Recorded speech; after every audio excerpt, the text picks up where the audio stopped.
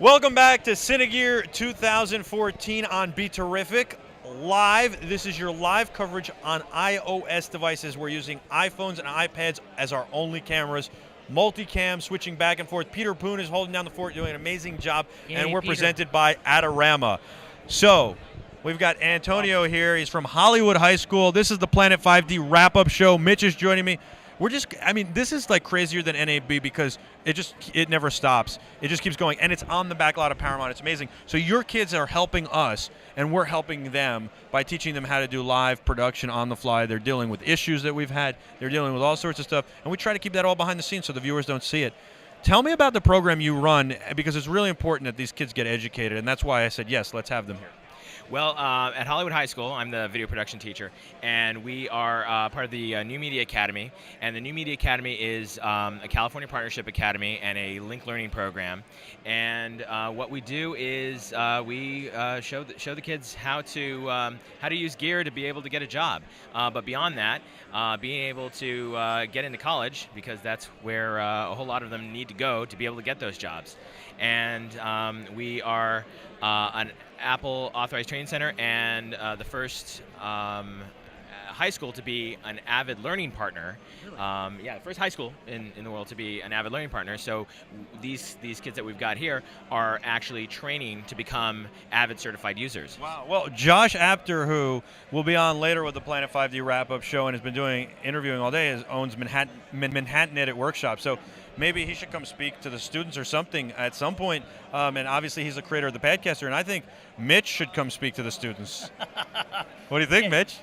Sure, I'll come talk to anybody. And you know what? Since I said that, I've spoken to the students here. I'll come speak to the students. I volunteer to come speak. I love speaking to students and helping. You know what it is? I believe in paying it forward. A lot of people helped me along the way and were really nice to me, and I want to pay that back. So if you want it, I would come speak to the students. And thank you for having them, because it's so important for education. I love what you're doing.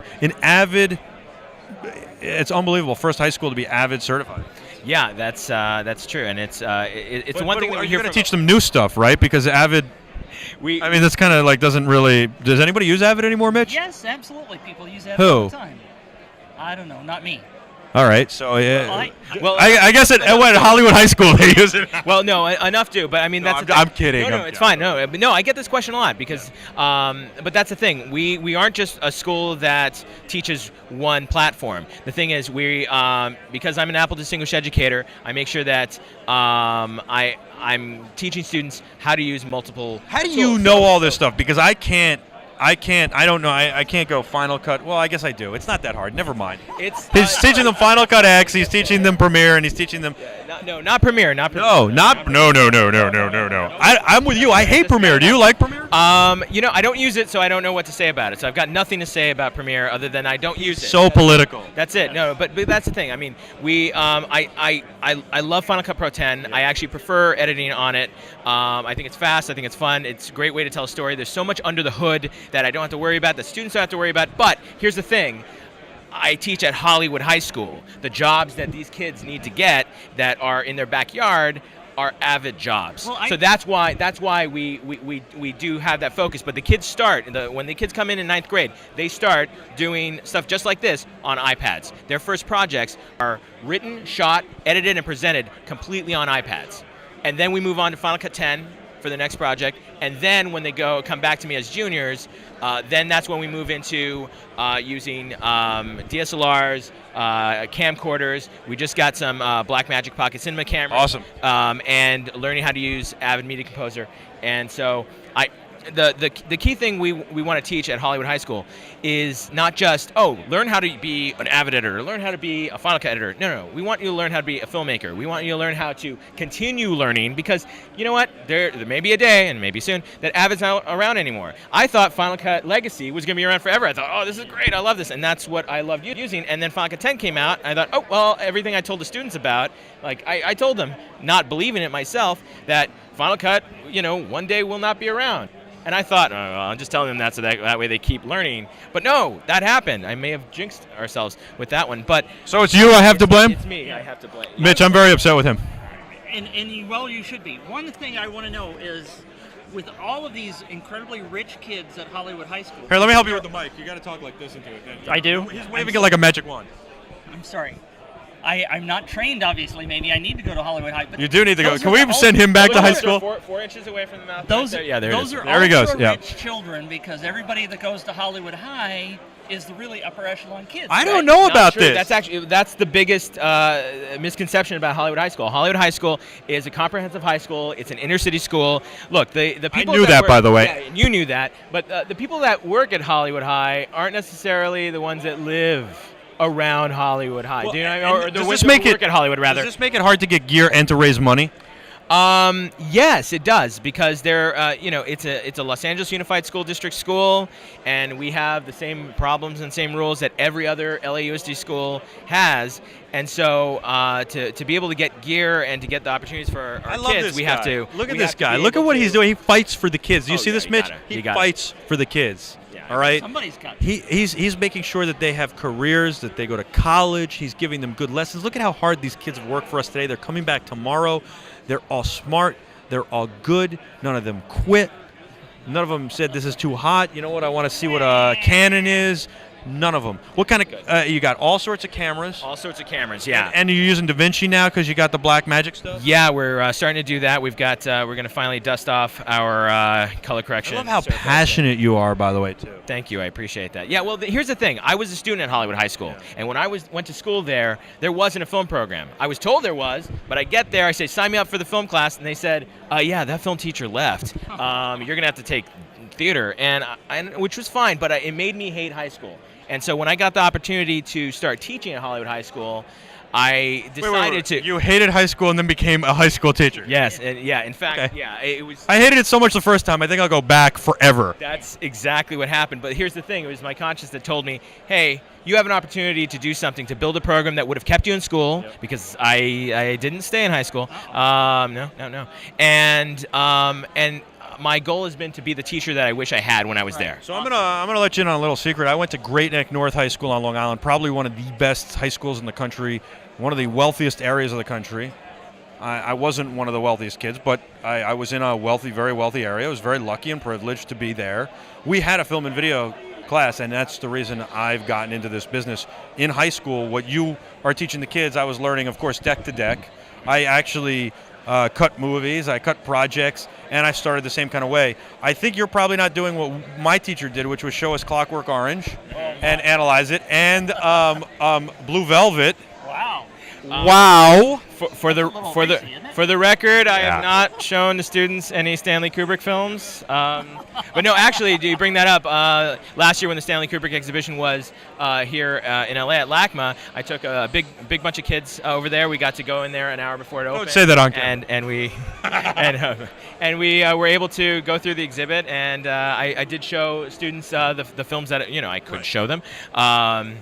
And that's pretty limited because. And we saw some David Fincher films too, which was ridiculous as well.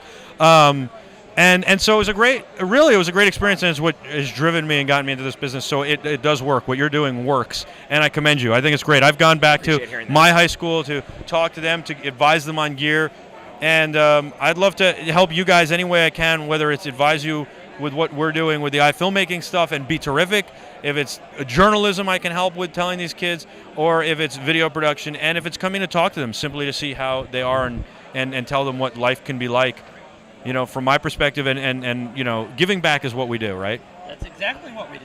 Yeah. Those who don't, I don't know where I was going. What do you think of this setup we have?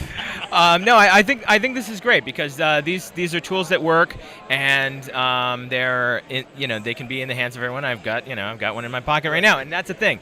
I feel as though video in the classroom. Well, here's the thing: being a video production teacher has changed recently. It used to be that I could show really cool gear, and kids would be in awe. They'd be like, "Oh, whoa, look at this thing! Look at what it looks like!" And now I say, "Okay, look at this HD video camera, and then look at what it does." And they're like, "Yeah, I got one in my pocket. It doesn't really matter," because video has become as ubiquitous as digital photography has. But you know what the truth is? I was on that Bentley shoot. You know the Bentley video that went viral that was shot on iPhones? I consulted on that. I was on the shoot. You didn't read my Adorama article? I sent you a message. I was on that shoot. We did a shoot for Subway as well. Whatever. The point is that the cameras are good enough. It doesn't matter what camera you use. All the cameras are good enough. GoPro, iPhone, iPad. Use a Sony F65. Use a C500 from Canon. Use a Red. I don't care. it puts it all back on the storyteller. The cameras are good enough. Now go tell a story and figure out how to make that camera tell a story. And now you can use the different cameras to help you tell a better story. And it also shows you have to use the right support equipment. You have to still light it. You have to do all these things that people shied away from in the beginning of DSLRs. And also, before that, with the smaller like PD-150 Sonys, you still have to shoot things correctly. You still have to light them. All those things tell the story. Audio has to be good. And you have to have original music. And all these things tell the story. We've done national television commercials. We've done all this stuff. I don't care. I shot a national television commercial on a Blackmagic $1,000 pocket camera. But we had all the support equipment. We lit it right. And the reason why was because we wanted to use RAW, because our client couldn't afford to light the entire mountain. And so we wanted to use RAW so we could open up the dynamic range and not muddy the film. Or the video rather, and so it had just come out for the RAW had just come out for the pocket camera, and it was the only affordable RAW camera without hacking a 5D Mark III, which I refused to do. Plus, on a mountain at below 5, we had 3 of them, and I was afraid to take the C500 with us, and because if it froze up on below 5 degrees, we had no idea how it would work. We'd be done. Yeah. We would have one C500, and we have a C500, but we had 3 pocket cameras, and we kept 2 in the car. Yeah, at least with the pocket camera, if it gets cold, you just like hold it like that, and you just kind of rub it together, and you're fine. Yeah. With the C500, you can't. Yeah, you'd have to. It's kind of bulky. You can't do that with the C500. The C500 is a great camera. Yeah, absolutely. Absolutely. What do you guys do? You have? Oh, you told me you have that. Right. We just got 4 of the pocket cinema cameras, and we love them. So you're friends with my buddy Tim David from Apple. I am. So hopefully Tim is watching this and telling everybody at Apple, we are streaming live off iPhones and iPads, clean out multiple cameras. And Tim, you're awesome. You're the man. Hey, Tim. Tim kind of had a small role in this, by the way, because he kind of helped Neil get the API calls and stuff at Filmic Pro. Yeah, he sure did. And Filmic Pro, oh gosh, every day, Neil should send me a check. Every day I'm telling kids, like, get Filmic Pro, it's so great. They're like, it's $5. I'm like, $5 for an app, just shut up and get it. Neil, do you hear this? Send him a check, and me too. I can't, no, I'm limited to $100 corporate gifts from my district now. Don't send me a check.